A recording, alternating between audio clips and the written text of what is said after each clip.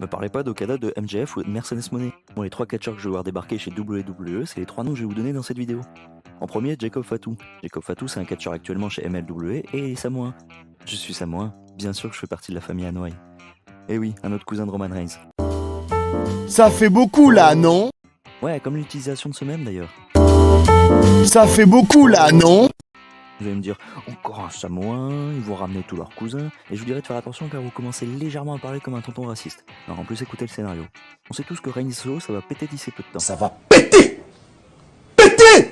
Donc à un moment, Solo il va vouloir se faire le chef tribal, mais là hop, petit coup de bigot au cousin.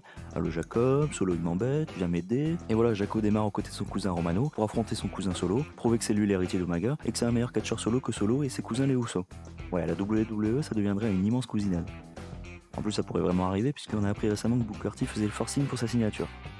Alors Jacob Fatu à la WWE, ça vous tente? Après Jacob Fatu, un autre nom que la compagnie américaine essaie de signer, c'est la catcheuse Julia. Mais moi, celle dont j'ai envie de vous parler, c'est sa collègue de Donna Del Mundo, j'ai nommé Tekla. Eh Tekla, Tekla qui est au sol. C'est nul! Tekla, elle est originaire d'Autriche, Ah, c'est un pays, l'Autriche? C'est pas un oiseau? et c'est une catcheuse que je kiffe. Je trouve qu'elle a un flow de malade, et en plus de ça, la Toxic Spider, elle envoie du lourd dans le ring. Ouais, Toxic Spider, c'est son surnom. Sûrement encore une version du multiverse de Spider-Man. C'est ça ce qu'on appelle le multiverse. Je la vois bien débarquer du côté d'NXT, le temps de s'adapter à la scène américaine, et enchaîner les bons matchs, voire même gagner le titre.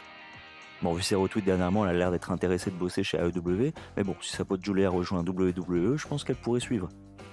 Mais au final, peu importe, moi je veux surtout la voir débarquer aux États-Unis, parce que quand on a autant de charisme à revendre, il faut aller là où ça paye le mieux.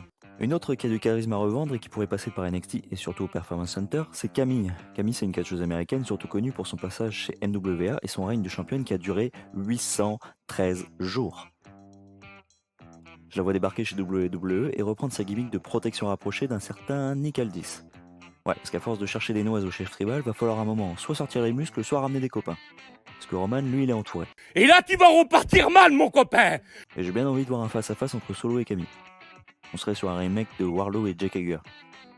Ah bah attends, connard, c'est notre idée ça, hein. Camille, elle a vraiment un gros charisme. Et contre n'importe quel adversaire, je pense que ce serait une belle affiche. Après, ouais, va falloir qu'elle s'améliore quand même dans le ring, mais en vrai, je pense que ça devrait aller.